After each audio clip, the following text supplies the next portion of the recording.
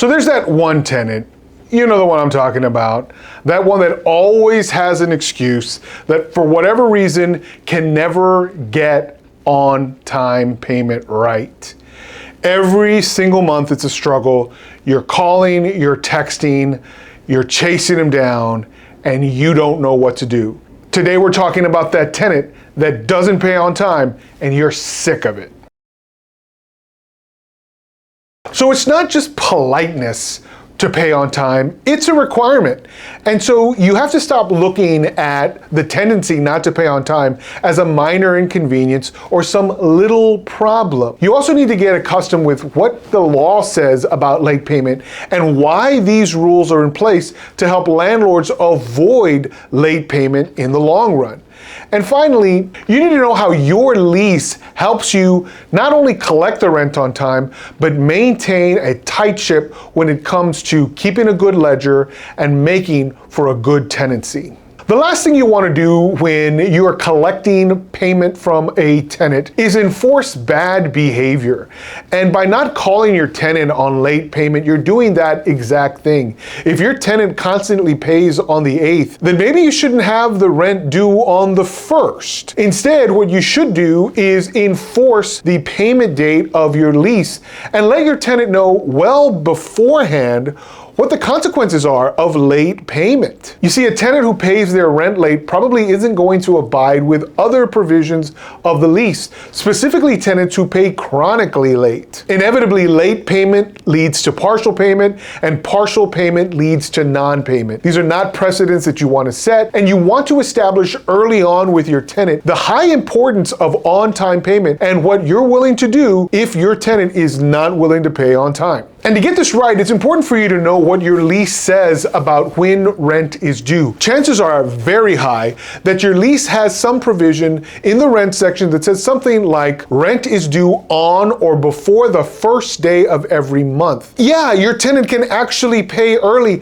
In fact, your lease encourages early payment, but it's due on the 1st, and there's probably nothing in your lease that extends that deadline. Now, you might confuse this section of the lease with the late payment section. And there are certain states that restrict when you can charge more fees for a late payment, but that doesn't extend necessarily the payment due date. The fact that someone has not paid rent means they're technically in default. And if you get to the point when you can charge late fees, that's great for you, but that doesn't necessarily mean that the tenant has until that date to pay the rent. You should set a clear expectation for your tenant that rent is due on or before the first day of the month. If that's what your lease says, then that's what your expectation should be. Have you ever fallen into a trap of giving a little bit of leeway and then a little bit more, and then a little bit more? How did that end up working out for you with a tenant who paid late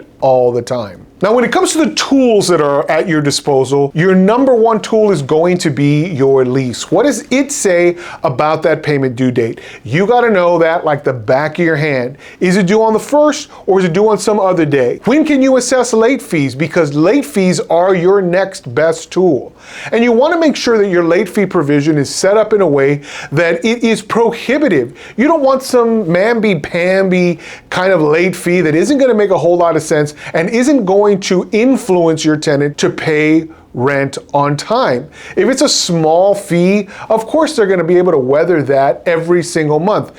$10 here, $10 there, not a big deal. But if you're talking about a significant percentage of the rent that is charged on top of the rent because the tenant paid a few days late, then that could have a significant impact and could serve to deter late payment in the future. But this only works if you know how to do it and you know how to enforce it and you actually enforce the late fee provision of your lease. Another great tool that's in leases is the application of funds clause. Your lease might have a paragraph in it that says something to the following effect. I'm allowed to apply funds that you pay me to all other obligations and then to your rent. By having an application of funds clause, whenever your tenant pays, if they've got fees from a prior month because they just haven't paid, or they paid late and refused to add on the late fees in the previous month, guess what you can do in the current month? Once they pay, you can apply those fees first to unpaid late charges from a prior month. Maybe you have other fees that are owed to you that your tenant refuses to pay. Utilize that application of funds clause to get those cleared out. And now what you've got is unpaid rent for the present month. And if need be, you can crank up the heat and issue a notice to vacate for non-payment of rent. The threat of eviction is a motivator. For sure. People don't want to get evicted, and if they know that you're serious about issuing a notice to vacate for non-payment of rent, even if it happens in this way where you're having to utilize the application of funds clause, you're likelier to have a tenant who's going to pay everything that's owed on time, just as you set that expectation for them. Don't allow for the human factor to get in the way. If you're a landlord who's still going out and knocking on doors and collecting checks, or worse, collecting cash, inevitably things are gonna happen that prevent you from collecting everything on time. You might be the factor that creates late payment, but if you give an opportunity for your tenants to pay online or to transfer funds in some electronic form, you set yourself up for a whole lot of success. You give your tenant an easy method of following your expectation, and you give yourself less work to do, because collecting rent from your computer screen a lot easier than having to go collect rent from a tenant and then deposit it in your account. Do you understand how the late fee policy in your lease operates?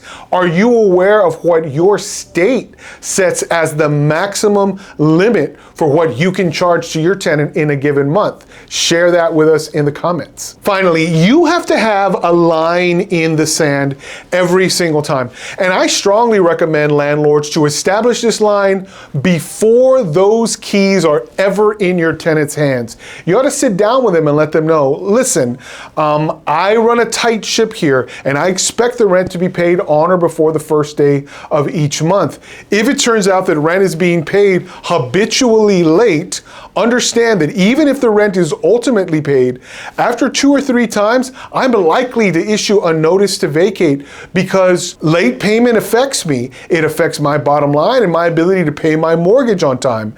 And you and I both know, you tell your tenant, that on-time payment is extremely important, particularly as we are operating in a business-like manner. And so by setting this expectation up early for your tenant, you're able to ensure that your tenant is likelier to follow it, because they know at a certain point you will issue that notice to vacate. Now, the laws on a notice to vacate and how appropriate it is vary from state to state, but typically in the state of Texas, even a partial payment can merit the issuance of a notice to vacate. It might be different in your state, but if you're in a state that allows a landlord to issue a notice to vacate when only partial payment has been submitted, you should utilize that right in an effort to prevent non-payment in the next month or partial payment to repeat itself in a following month. Let me share something that happens from time to time where landlords are completely duped by a tenant, and it comes from that tenant who talks to you about the prospect of purchasing your home. And the story goes something like this. I've seen it a lot. You enter into a 12-month lease with the understanding that after this first year, they are going to buy that house. They want to nestle into place, and if it turns out they love it, they're going to go ahead and buy the house from you. So the whole time you're thinking, ooh, well, I'm going to collect 12 months of rent, and then on top of that, I'm going to collect a sale of this property. I think that's a pretty good idea. But the 12th month comes, and then there's a problem. They tell you, hey, I'm going to need about 60 days to get all this going.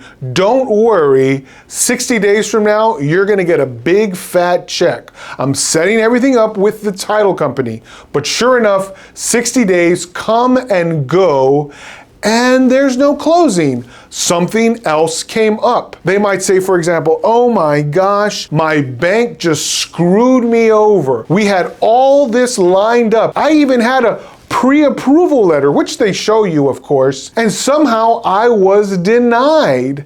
I'm gonna keep doing this because I'm serious. I'm gonna drop this bank. I've got another bank, and I'm gonna apply right now. Don't you worry. Give me about 60 to 90 days, and this deal is as good as done. But sure enough, Now, another 2 or 3 months have gone by, and still you haven't received any rent, but you keep talking about the fact that this person is going to own your home. And so from their part, they feel completely justified staying there for free because you're going to get that big fat check. On your part, however, you've had to continue paying your mortgage or other obligations, but you haven't received rent in months. But they come to you one last time and say, I don't know what's going on with these crazy banks, inflation and what have you. It's all political.